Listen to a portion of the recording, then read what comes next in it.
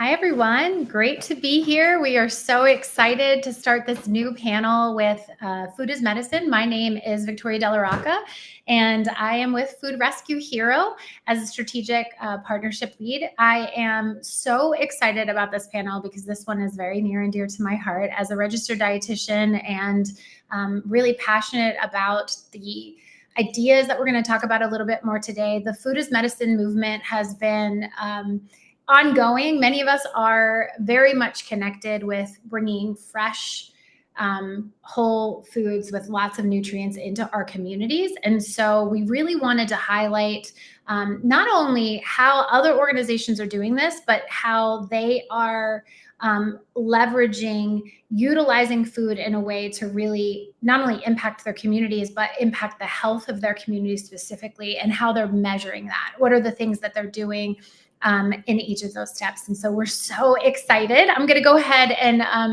have each of you introduce yourself. Dr. Julie, if you want to get started with that and tell everybody a little bit about who you are in MANA. Yeah, hi everyone. I work at the Metropolitan Area Neighborhood Nutrition Alliance in Philadelphia, Pennsylvania. We're a nutrition services provider, a community-based organization, nonprofit that provides medically tailored meals via registered dietitians to community members who experience serious illness and have a nutritional risk with. Oh, we lost Julie for a second. She'll, I'm sure, be back very quickly. Katie, if you want to go ahead and jump in. Yeah, good morning, everyone. My name is Katie Jackson, and I am the Chief Nutrition Officer at Project Open Hand in San Francisco, California. And we, similarly to MANA, we provide medically tailored meals, medically tailored groceries, and we also are the provider for a number of congruent meal sites, and we'll go into that a little bit later. But really focused on our medically tailored programs aimed at folks who have chronic diseases that are nutrition related and who could use some nutrition intervention in the way of food and also medical nutrition therapy. Awesome. Well, Katie, we're going to have you actually get started first with your presentation. So I'm going to have them load up that deck for you so that you're having that to present. We're excited to kind of dig right into it. I know this is dietitian central. A lot of us, and I think it's a really unique and interesting space. Because it's not necessarily, a lot of us came up with community nutrition and doing some of these things, but this has been so rapidly evolving. I wonder from your perspective too, I know we'll get into questions and answers later, and I want you to go ahead and dive in, but how have you seen that landscape really changing as a dietitian and being a part of something that's like an incredible movement of what's happening in your community? Yeah, and I can tell I'm talking to a fellow dietitian because the excitement is there. I share that excitement. And actually, I have a little bit of a different background. So I am new to the community space. I was previously working in a hospital-based setting for the past 15, 16 years of my career. And most previously, I was the Director of Food Nutrition Services at Zuckerberg San Francisco General Hospital. So I'm really excited to be working here because I do see these services as an extension of the four hospital walls, and really looking at how do we bridge the gap between the care plan that the client gets, whether in clinic or in the hospital, and then also, and bridge that into supporting them in the community in achieving those goals. So really excited to be working in this space, and as I really see it as a continuum of healthcare. I love that. And I think for many of us, it's really looking at, one of the things that came up for me, I was actually doing a lot of community education and also working clinically. And in Philadelphia, we were at the time 1 in 4 individuals were food insecure, which, versus the national average, we have 1 in 7. So really seeing while out there kind of communicating with community members, what I found was it felt like harm actually to be like, here's your 5 fruits and vegetables. These are the things that you need to do. And they were saying, we don't have access to any of those things. And so that was really like, how do we do that a little bit differently? So yeah, if you want to dive right in, tell us a little bit more about Project Open Hand and some of the work that you're doing there. I'd love to hear more about that. So if you want to go ahead and get started with the next slide. So Project Open Hand has a really unique kind of background. It started in 1985, so we're coming up on our 40th year anniversary as an organization. And it was started during the HIV/AIDS epidemic. And again, San Francisco was really kind of central to what was happening at that time. It was founded by a retired food service worker named Ruth Brinker. And she just identified a need in her community, basically with her friends who were dying of HIV/AIDS and malnutrition. And so she started delivering meals to them. And since then, we have grown to the organization that we are today. Over the years and in the early 2000s, we expanded and include nutrition services. And also we've expanded the diagnoses that we serve. So we started as that, really kind of focus on HIV community. And really, in the 80s, kind of food is medicine, but it wasn't really called that at that point. And now we serve much more diagnoses. Next slide. And I know this is on a number of other individual slides this morning, so I'm not going to spend too much time on it. But and I'm sure that there are a number of people in the room that are familiar with this pyramid. But really thinking about our services as a piece of the overall pyramid, and collaborating with others within our community to really kind of make sure our clients and our patients are connected to the right services. So at Project Open Hand, we specialize in medically tailored meals, medically tailored groceries, and then, as I mentioned, we also have congregate nutrition programs throughout the city. So we really focus on, even though our congregate is not a medically tailored meal, the menus are similar, so we know that our clients are getting very high nutrition and very healthy meals. Next slide. So this is just a picture of our medically tailored meal program. All of our menus are developed as a collaboration between our culinary nutrition services and our registered dietitian team. We just recently hired a culinary nutritionist, so we're really excited about having a dietitian right in the kitchen alongside the chefs and the cooks, developing these heart healthy, diabetes friendly menus. And like I said, we serve a number of different diagnoses. So we have meals that can cater to patients who have diabetes, who are on dialysis, who are pre-dialysis, who may be going through, chemotherapy, or other diseases that would require a bland diet. We can do a little bit of customization, so non-dairy, vegetarian, and then we can serve mechanically soft and puree, but we do not have a dysphagia diet. Next slide. This is just an example of what a medically tailored meal, what our standards are for each of our different diets. And again, I just share this to share that, each of our menus has to fall within these parameters for nutrition. Next slide.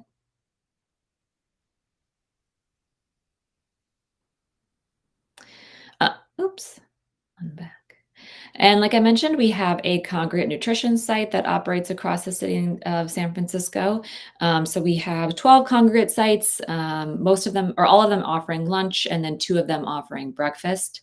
We are the largest provider in San Francisco of congregate meal programming. And again, as I mentioned before, this follows our medically tailored meal program. So, heart healthy, diabetic friendly. Next slide. And then lastly, of the food services, we have medically supportive groceries.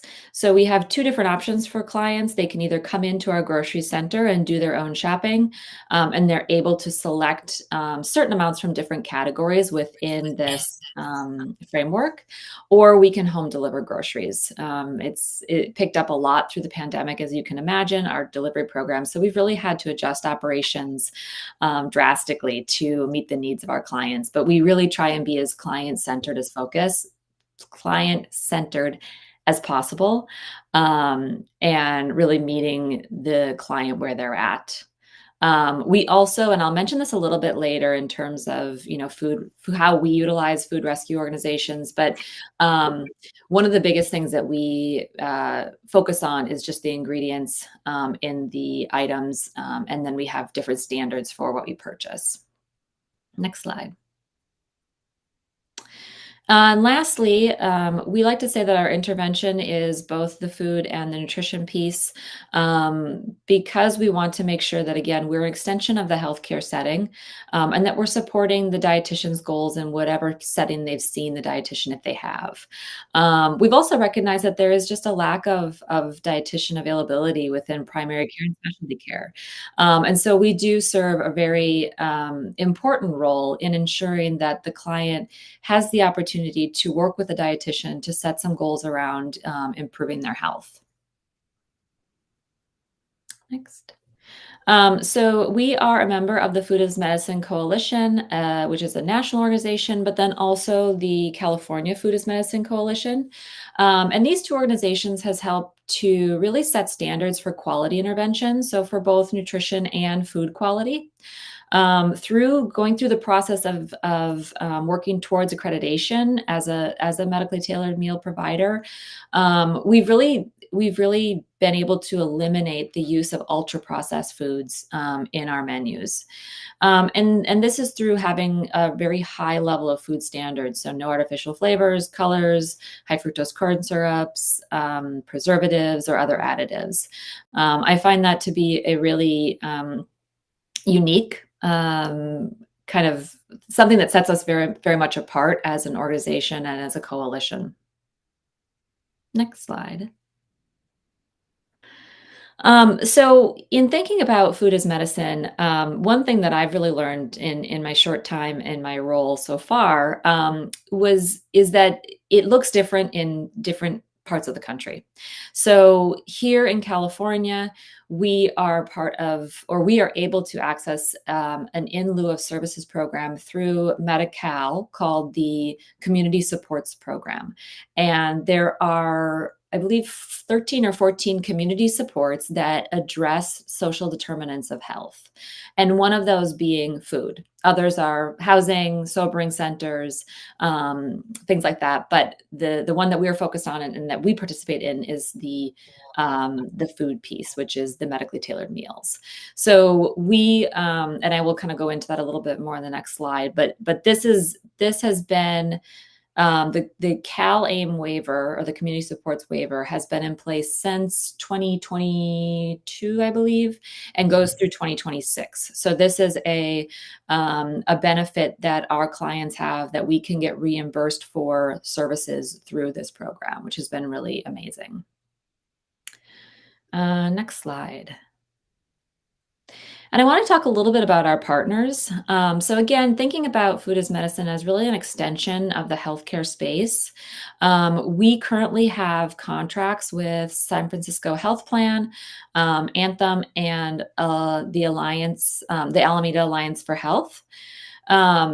And these have allowed us, again, to provide those in lieu of services benefits, which is the community supports, the food, the medically tailored foods, groceries, and nutrition intervention.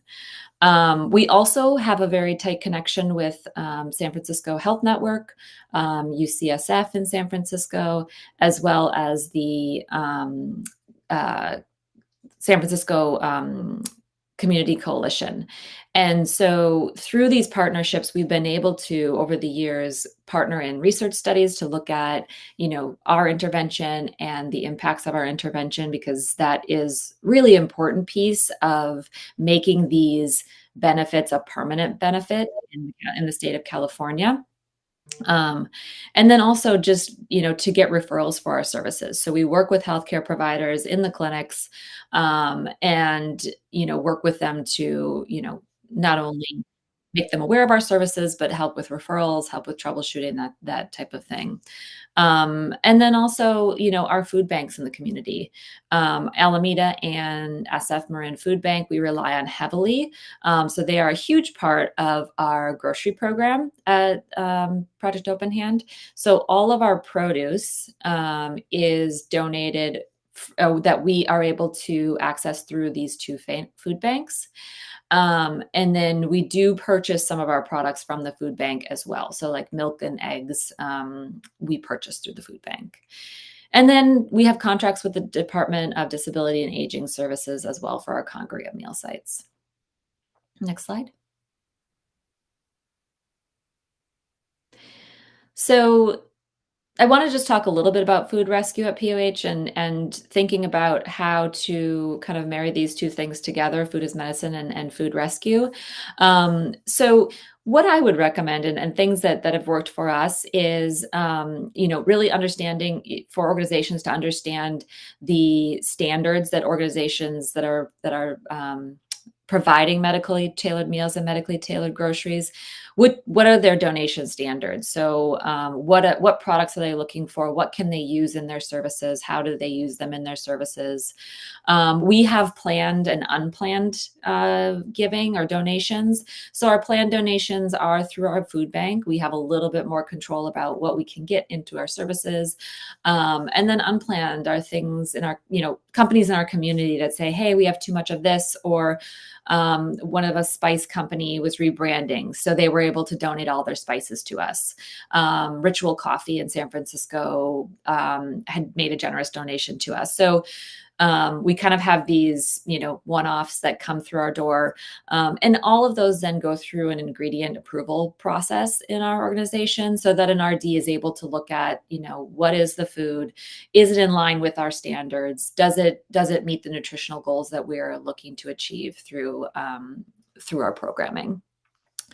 The other thing I would just mention is really thinking about the different organizations within your community that are offering these services, and who are their contracts with, what are the benefits that are available in your community, whether it's through health plans or foundations or philanthropy, but really kind of understanding that, and then what those organizations are looking for in terms of product. I think that is my last slide.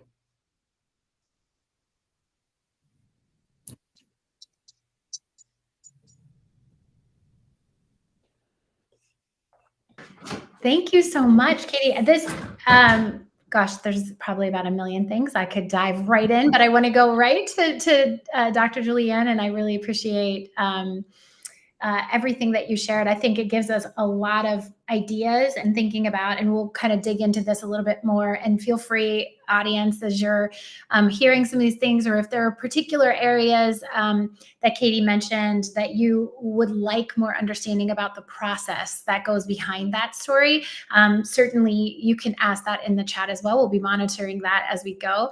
But Dr. Juliana, I'd love for you. I'm sorry that your intro kind of got cut a little bit. So if you want to finish that, and then we can load your deck up as well. Sure.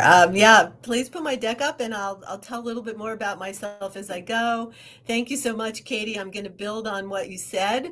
I'll be talking about similar programming here in Philadelphia, across the country, and a little bit of different take on what we emphasize here in terms of I didn't finish my introduction, I don't think, but my position here is Director of Research and Policy. So we're really trying to dive into creating evidence base for our outcomes and impacts, both in our community and keeping tabs on that nationally. And I'll tell you a little bit why we're doing that and how that does feed into food rescue efforts. So next slide, please. So you saw a version of this with Katie. You saw the pyramid, which is one way that we show this. And this is the way that we show it often, that nutrition supports and services are a continuum. And we look at the left here where we're trying to prevent illness through strong public health programs. You heard about the senior congregate meals that Katie in San Francisco are providing. Food banks, pantries, grocery bag programs, congregate meals, SNAP and WIC are part of the strong public health nutrition system that we have in the United States. So the thing is that we also know that we have a lot of high chronic disease rates and high rates of nutritional need for various reasons. So as we move along the continuum of nutrition services, we go into an area where we have diet-affected illness. And so some of the things that are being built in healthcare to address those are medically tailored grocery bags or for prescription fruit and vegetable programs. And you heard about a grocery program from Katie's organization. So MANA in Philadelphia here, we're squarely in the treatment mode. So we are hand in hand with medical management of nutrition-related illness. So we don't do programs that are in the prevention realm, and we don't do public health programs. We do treatment related to diet and medical care together. So we're on the far right of the continuum in our services. Next slide, please. Just a little bit of a history about MANA. It's very similar to our sister organization in San Francisco. So we're all nonprofit community-based organizations that we're talking about today. We all started around 1990, give or take, serving persons living with HIV/AIDS and delivering meals to them at home. We all started small in some very small kitchens. Here in Philadelphia, we were at a Presbyterian church for years and expanded from there to our state-of-the-art facility today, where we're producing 1,500, we're serving 1,500 clients a week and about 1.5 million meals a year. In 2006, we all did the same thing. As HIV/AIDS had better treatments, we expanded to help individuals with all nutrition-related serious illnesses. We all also have different models of programming. As Katie mentioned, we're part of a national food as medicine coalition that does set standards for our programs, set standards for our food, set standards for our ingredients and our services. And we're all meeting those standards as very high quality community-based organizations. Our particular model is that we're a full service meal model. So we provide 21 meals per week.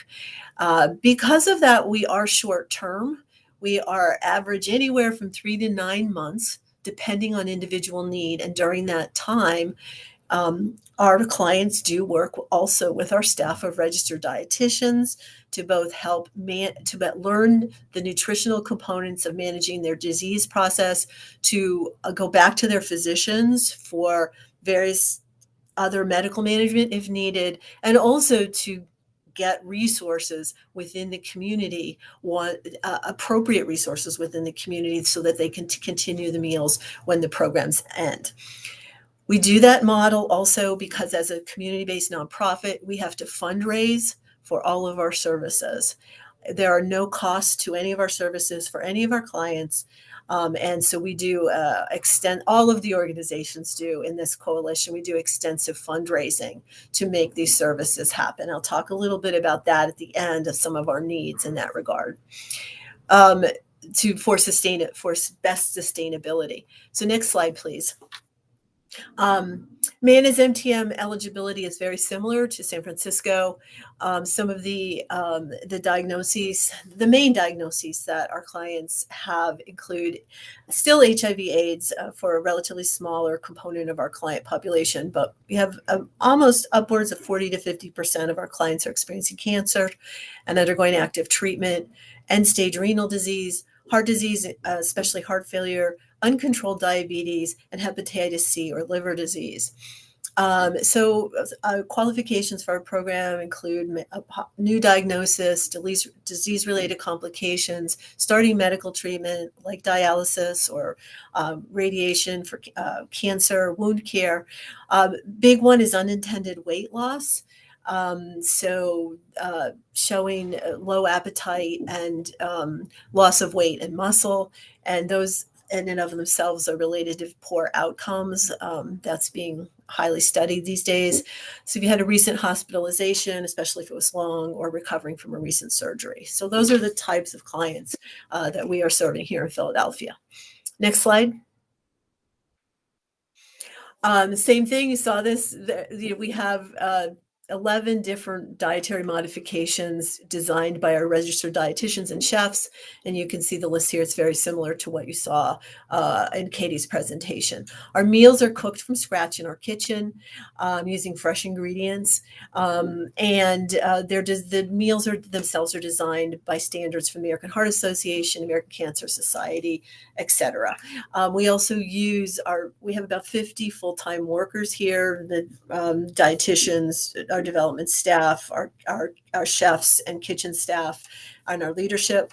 But we do use upwards of about 8,000 volunteers a year on top of this to fully create and prepare our meals in the kitchen. So that's how we operate. We're able to do this work. Next slide, please.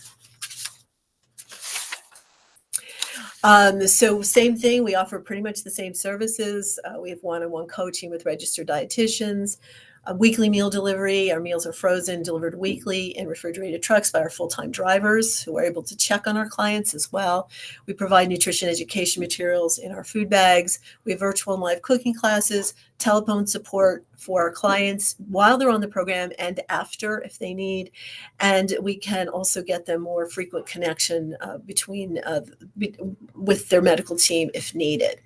We also will provide meals to dependents if the head of the household is the person experiencing the serious illness, and that is so that makes sure that food can be used by that person and that they feel confident that the rest of their family is taken care of. Next slide, please. So a couple things that are a little bit different than my job is to evaluate our program. And that's pretty much what I do full time here at Manna, together with developing our policy initiatives. So we conduct a client satisfaction survey every year. This has now become also part of our accreditation with the FIMIC. And so you can see that what some of our results are. About 72% of clients believe that our program has helped manage their health conditions. 93% love their nutrition counseling, so they rate it as good or excellent. And over 80% of clients are satisfied with the taste of our meals. Also, 4 out of 5 clients reported that the program helped them eat healthier because of providing them with balanced meals, increased fruit and vegetable intake, appropriate portion size, low salt content, and increased access to healthy foods. Next slide, please. So our overall goal here is to improve health outcomes and reduce healthcare costs. And so this is our sort of model of how we see that working. So we're providing prescribed diets based on medical and nutritional indicators. Healthcare providers must refer people to Manna and sign that they need this prescription. We provide 21 frozen meals a week, or amounting to 3 meals a day, by our delivery trucks and we also can ship. We are able to ship across the state of Pennsylvania to provide those with some of our healthcare partnerships here. Registered dietitians are involved, and now what I'm doing is measuring our outcomes to look at whether diet improves and whether disease management is improved. And we're also partnering to see about how to determine what the impact is on healthcare utilization and cost. What our goal is that our clients have self-efficacy after their program enrollment ends in terms of both managing their diet and their disease. Next slide, please. So in order to do this, we have an arm here of MANA that's a department of MANA called the MANA Institute. We named it that because we get funding to do our research and evaluation work. We have 3 arms of that.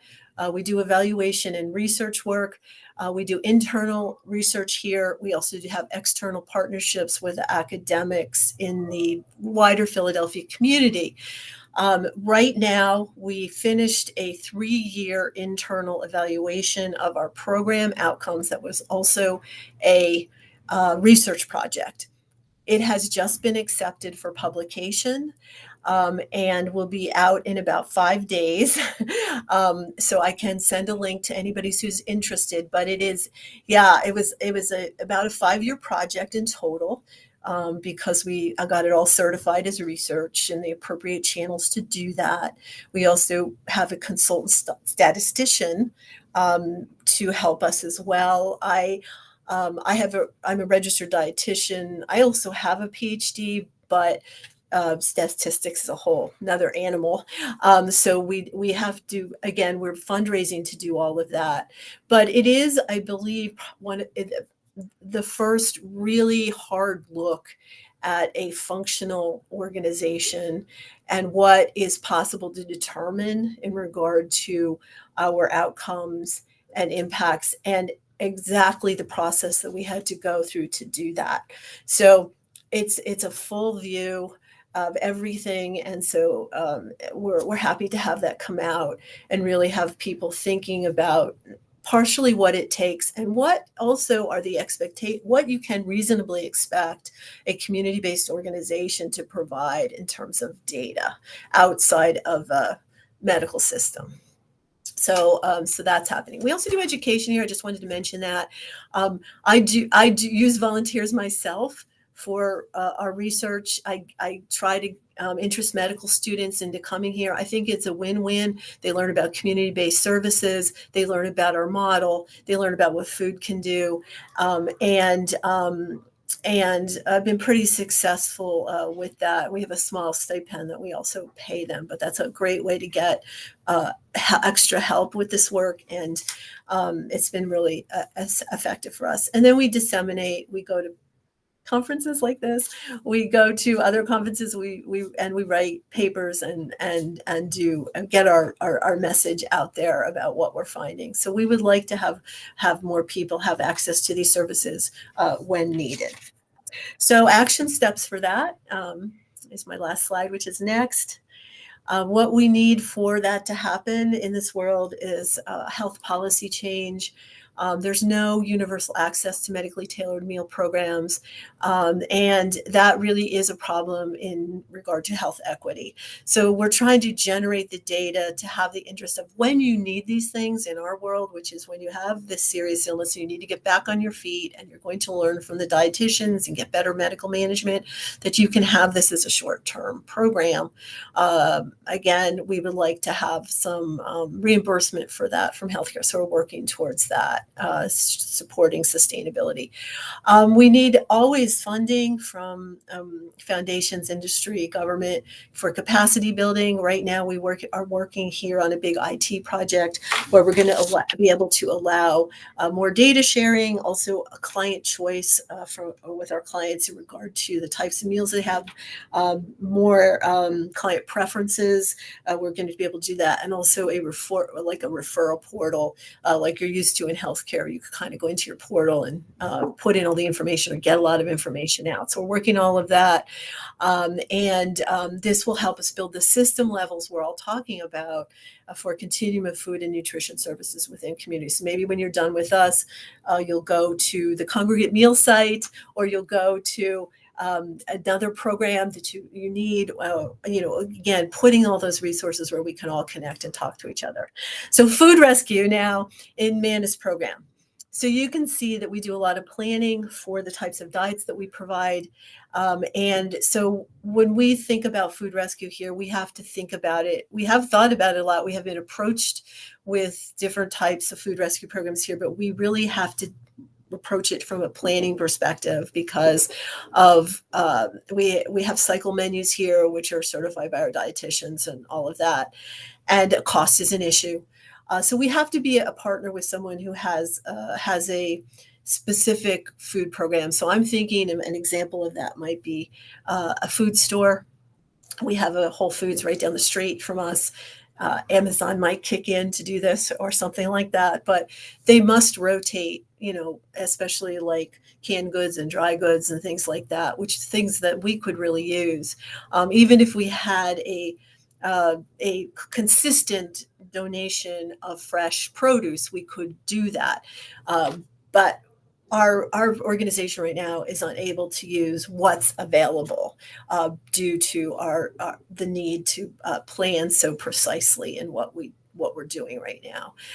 But we're definitely open to it, and we would love partnerships in that direction. And we also see that we could also refer our clients to organizations that are using a lot of that for their future needs after our program ends. So thank you very much. Well, thank you. I am geeking out here as like the dietitians are running the story on this, because I love that it's crossing these multi-sectors, and you both mentioned that there's so many there's such a convergence, and it's very hard. I hear this from rescue organizations all the time.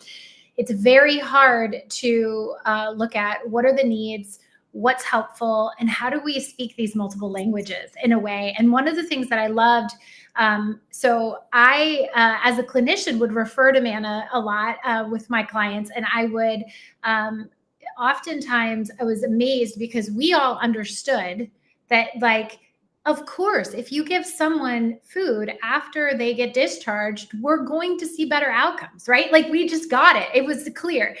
But I loved that Manna went and proved it and got the data and started early on with that. And I love that Project Open Hand is also working very strongly with multi-sectors and kind of looking at how do we do this and communicate this back. Because what the Manna Institute, I feel like, is doing now is not only from a place of policy, and I cannot wait to actually see this report in 5 days, because I think it's going to be really impactful to think about. It takes such a capacity to build the statisticians, the writing. I mean, that's a huge project that you all did, but it has such value to the larger movement, right? Because it does really give some better indicators that everyone then can use. It's like, if we follow these policies, these are the things that you can expect. And I love that you're moving in that direction. I probably could ask about another million questions, but I'm super excited actually to welcome Tori. Thank you for joining us.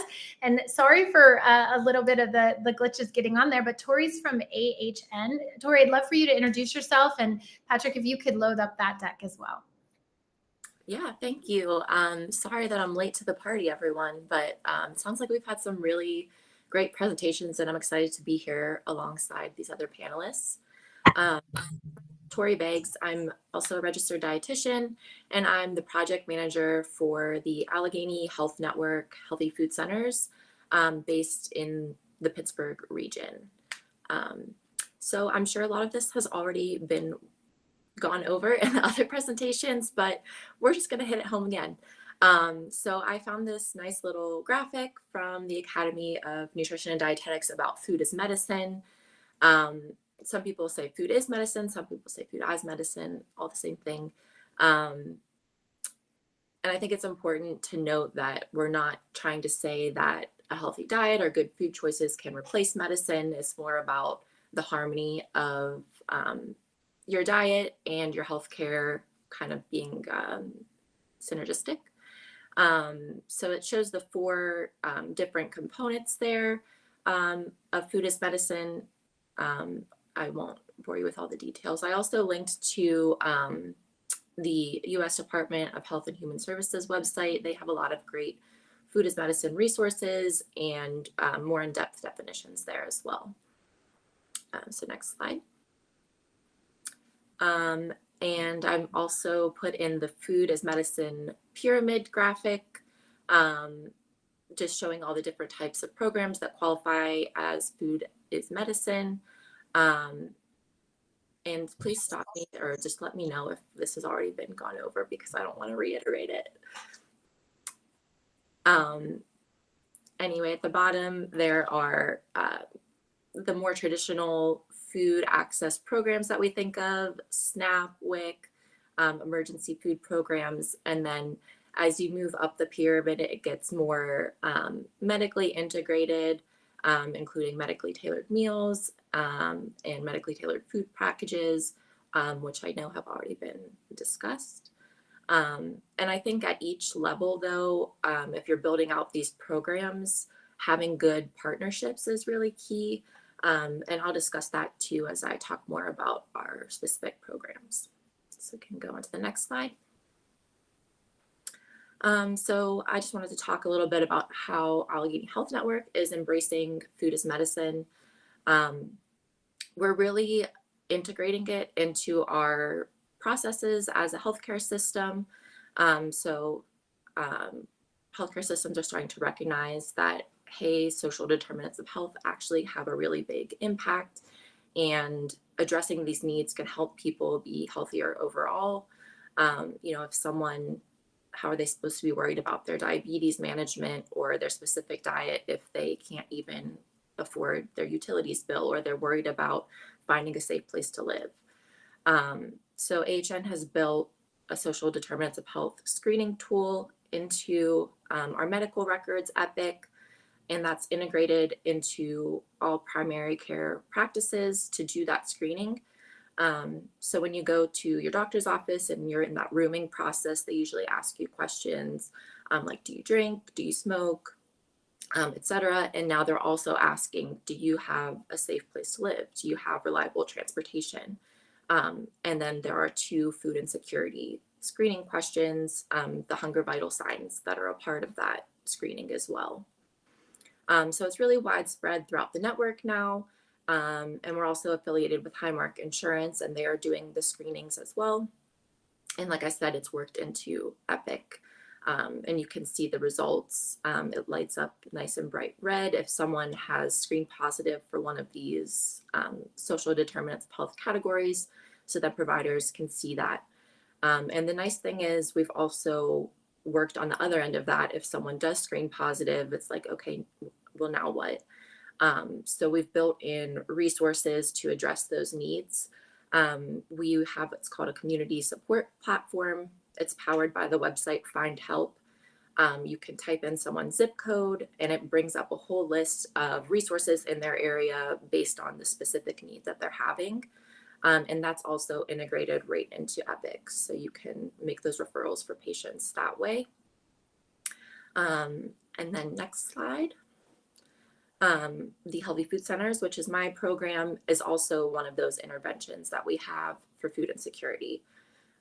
So we have outpatient centers at 6 of our hospital locations that are a source. If a patient screens positive for food insecurity, their provider can put a referral in Epic for them to come visit one of our centers. And we have foods on site as well as other wraparound services. This graphic is really tiny for me to see right now, but I will go through it with you. So starting at the top is that screening and referral process that I mentioned. So if they're answering sometimes true or often true to either one of the food insecurity questions, that they're running out of money before the end of the month in their food budget, that's considered a positive screen. And then they're referred to one of our centers. The doctor can ask them their preference, which one is, closest geographically for them. On site, we have food there. It's set up kind of like a little store We have it separated by food group, and we have everything that's healthy in a sense. If they're canned goods, they're low in sodium, there's low sugar, fruits, whole grains, lean proteins. We have coolers and freezers at each site, so we can store frozen lean produce and fresh, or frozen lean protein and fresh produce in the coolers. And then it's based on their household size. So the more people that they have in their household, the more food that they'll get to take home. We estimate that it's about 3 to 5 days worth, depending on, how you stretch it. And they visit us monthly. On site, we also have dietitians and diet techs on staff to help the patients choose the most appropriate foods. And we are also in Epic, so we can see any pertinent diagnoses that they might have, lab values. So we know if they're diabetic or if they have high blood pressure. We can kind of gear the foods that we're giving them towards that, and also the education that we're providing towards those specific, diseases. And we aren't disease specific. So we'll accept anyone that screens positive for food insecurity, regardless if they have no chronic diseases or if they have 7 chronic diseases. The food insecurity is the only criteria that we have. We also have food kitchen utensils on hand. So some small, commonly used kitchen items, can openers, measuring cups, peelers, knives. So that if they need those to prepare the foods that we're giving them, we can do that as well. We also keep a lot of recipes on hand, especially with the fresh produce. Not a lot of people might know how to prepare that. So if we can give them a recipe, that really helps them actually use the food that we're giving. And then we can also connect them to any other community resources that they might need through that community support platform, or just through connections that we've made in our communities. And then just building the rapport with them is also a really big part of it. We see them monthly. 1 referral is good for 6 visits, so 6 months, but we don't limit the renewals. So at the end of those 6 months, if they think they still need our services, they can go back to their provider, do another screening, and get another referral. So we have a variety of people that use us for just a few months if they're in a tough spot, and we have people that have been coming up to us for, over a year. So next slide. Some of our community partners, like I mentioned, the partnerships really helped us build out the program, and it wouldn't be possible without them. We source all of our food from the Greater Pittsburgh Community Food Bank. We purchase it through them. We're also connected with 412 Food Rescue. So we do receive rescued food through them. And they've been a great partner because they understand our needs, that we're a little bit more specific with which type of foods we will accept. So they bring us a ton of produce, fresh breads, milk, juice. And I just actually found out yesterday, they sent us a report. We've received since 2019, over 14,000 pounds of rescued food from them, which is really exciting. You don't recognize when it's a little bits at a time, but 14,000 pounds is a lot. We also work with Lake Erie Food Rescue. We have one site in the Erie region, so they're partnered up there as well. We do provide transportation services for patients using Travelers Aid Pittsburgh if they don't have transportation to get to us. We have fresh produce, prescription produce coupons from the Food Trust. And then we receive support as well from Highmark Health, which is just our parent company. Next slide.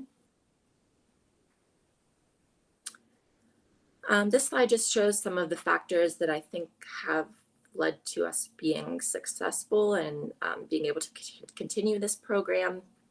Obviously, we're providing access to food, which is like sort of the base level of the program. The rapport and the support, developing relationships with the patients, seeing them every month, it really gets them to open up to us and maybe explain more about what's going on in their life, we can make more of those referrals, more of those connections, get more specific nutrition advice to them. The clinical integration, the fact that we're just a part of the healthcare system, it helps with the stigma as well, because it's not, I'm going here because I need food. It's, I'm going here because my doctor referred me, and this is for my overall health. And then just paying attention to community needs, keeping a pulse on the communities that we're in. You know, we have 6 different sites, and each one is slightly different just based on the populations that are there, what types of food those populations eat. So just keeping a pulse on that and adjusting the program and our foods as needed. Next slide.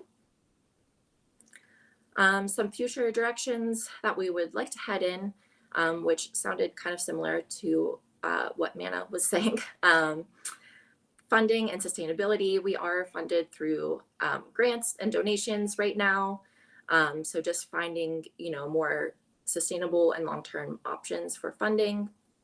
Research. We were recently published in the Journal of the Academy of Nutrition and Dietetics, which was very exciting. But again, just, you know, finding more of those clinical outcomes and healthcare cost savings. And then just continuing to be good advocates for food as medicine movements, and, you know, helping share what we've done to help guide others, which is why I'm here today. Next slide.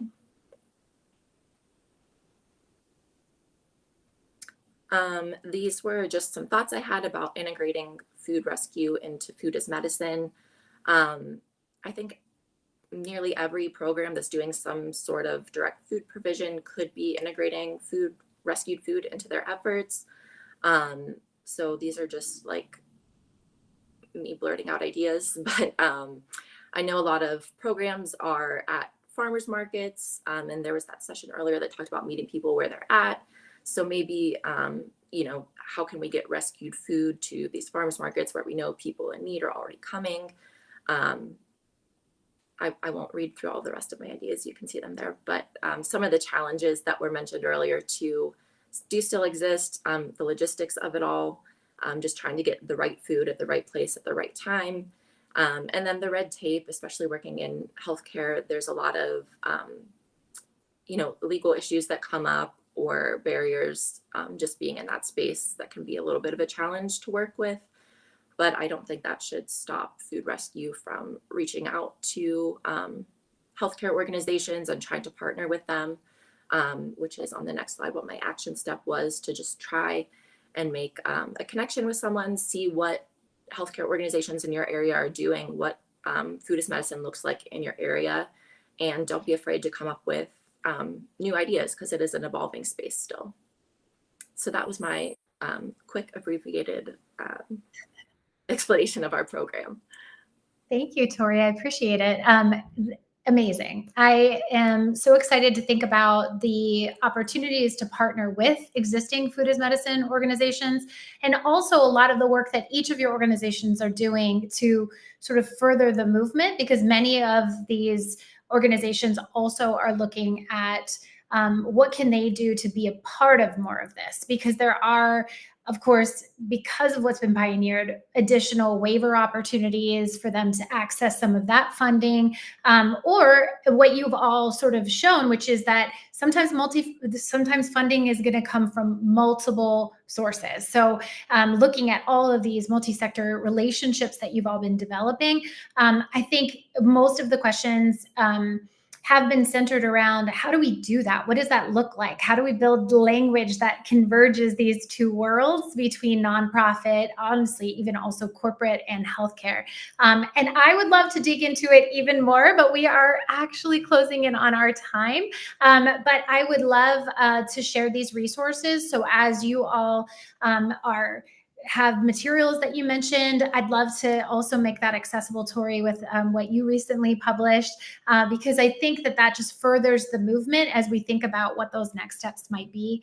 And I am sure we'll reach out and then also send out that information to the larger group, because this is something I get asked about all the time. So way to go, dietitian panel. I excited. We're doing some exciting things. And thank you all so much for your time. I so value everything that you shared. And we look forward to next steps with all your organizations. Thanks, everybody. Thank you. Bye-bye.